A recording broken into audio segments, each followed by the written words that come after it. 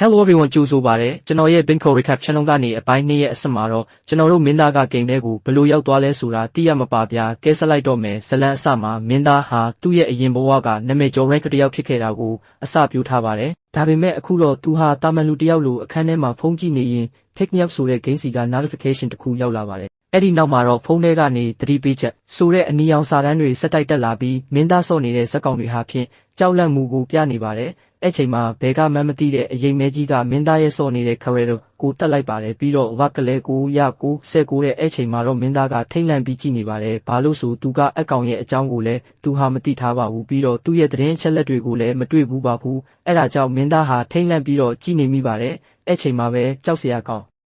တဲ့မျက်လုံးနီနီနဲ့အရေးမဲကြီးကမင်းသားဘက်ကိုလှည့်ကြည့်ပြီးတော့မင်းကိုတွေ့သွားပြီလို့ပြောကသူ့ကိုအတင်းအကျပ်ဆွဲခေါ်သွားတယ်လို့မျိုးခံစားလိုက်ရပါတယ်ဒါဟာရိုးရိုးဂိမ်းတစ်ခုမဟုတ်ပဲသူ့ရဲ့အသက်အန္တရာယ်နဲ့ဆိုင်တဲ့ကစားပွဲတစ်ခုစတင်လိုက်တာပါအဲ့ချိန်မှာပဲစနစ်တွေကလိုလှုပ်ဆောင်ပြီးတော့ pick me up ဂိမ်းကဘာတဲကိုရောက်ရှိသွားပါတယ်သူ့ရှုံမှာချက်ချင်းဆိုသလိုပဲသူ့ပတ်ဝန်းကျင်ဟာမီးခိုးတွေသွေးညှိနှံ့တွေနဲ့ပြည့်နေတဲ့မီးလောင်နေတဲ့ရွာပြက်တစ်ခုအဖြစ်ပြောင်းလဲသွားပါတယ်ဒီနေရာမှာမင်းသားကတာမန်လူတွေလိုကြောက်လန့်တုန်ကြီးမနေပဲဒါကငါအတွက်အခွင့်အရေးပဲဆိုတဲ့စိတ်နဲ့ဓာတ်ကိုချစ်ပါအောင်စုပ်ကင်ထားပါတယ်အဲ့ချိန်မှာ system ကစာတွေကြားလာပါတယ်ကဘာကြီးကိုကဲတင်ခြင်းရင်မျှော်စင်ကိုတက်ပါပြီးတော့သူရဲကောင်းတွေကတင်းနဲ့ပူပေါင်းလာပါလိမ့်မယ်ဆိုတဲ့စာတွေကိုပြောလိုက်ပါတယ်အချိန်မှာပဲမင်းသားကြီးခွက်တစ်ခုကြားလာပါတယ်မျိုးထဲဝင်လာတဲ့ကာဘွန်တွေကိုနှိမ်နှင်းပါဆိုပြီးအဲ့ချိန်မှာမင်းသားရဲ့ရှိမှာကာဘွန်တကောင်းတွေပြီးကာဘွန်ကဝင်ရောက်တိုက်ခိုက်လိုက်ပါတယ်မင်းသားကခုခံနိုင်လိုက်ပါတယ်ပြီးနောက်ကာဘွန်ကိုတိုက်ခိုက်နိုင်ယူလိုက်ပါတယ်အချိန်မှာမင်းသားရှိမှာစပင်းရွှေရောင်နဲ့ကျဲလေးလုံးရှိတဲ့အလဲလက်အစင်ဓာတ်ရည်ရှိတဲ့သူမကပေါ်လာပြီးမင်းသားနဲ့အတူကာဘွန်တွေကိုအကုန်တိုက်ခိုက်လိုက်ပါတယ်တိုက်တယ်လို့သာပြောတာမင်းသားကအချိန်မှာအားနေတော့ဘာမှမလုပ်နိုင်ပါဘူးအရွှေရောင်စပင်းရှိတဲ့အမျိုးသမီးတစ်ယောက်ကပဲအကုန်လုံးကိုတိုက်ခိုက်လိုက်ပါတယ်ထို့နောက်မင်းသားဟာရှိကိုဆက်သွားနေစဉ်မှာပဲ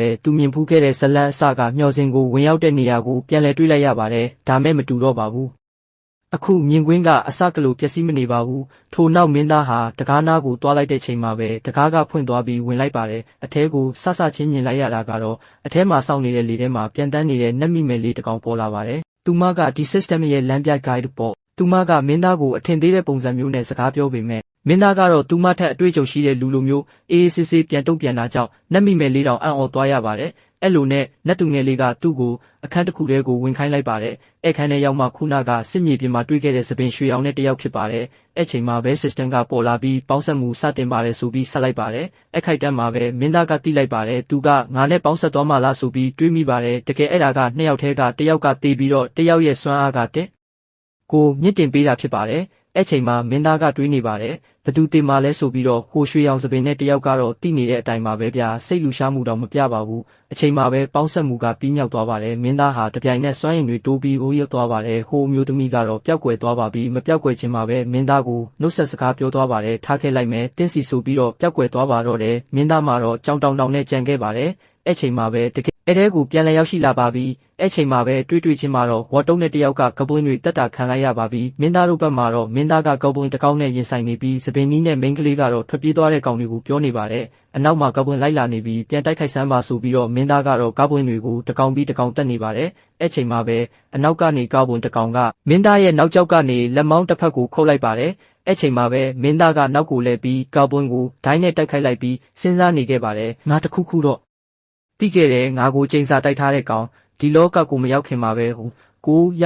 19ရှိတဲ့အရေးမဲကြီးကငါကိုပြုံပြပြီးမင်းကိုရှာတွေ့သွားပြီဆိုပြီးပြောခဲ့တဲ့ကောင်နောက်ဆုံးမှာမင်းလူမသွားပြီဆိုတဲ့စာသားနဲ့အတူသူ့ရဲ့မူလအရှိန်ဝါတွေပြန်ထွက်လာတာကနောက်ပိုင်းတွေမှာပိုချမ်းတော့မယ်ဆိုတာကိုပြနေတာပါပဲဗျာကျွန်တော်တို့ရဲ့မင်းသားကတော့အချိန်မှာပဲတိုက်ပွဲလဲပြီးရောမင်းသားဟာဆိုရင်ဖြင့်သူ့ရဲ့ပြတ်သွားတဲ့လက်ကိုကင်ကထိုင်နေခဲ့ပါတယ်ထိုချိန်စပင်နီးနဲ့တယောက်ကလာပြီးတော့အဖအစင်ပြေရဲ့လားဆိုဗ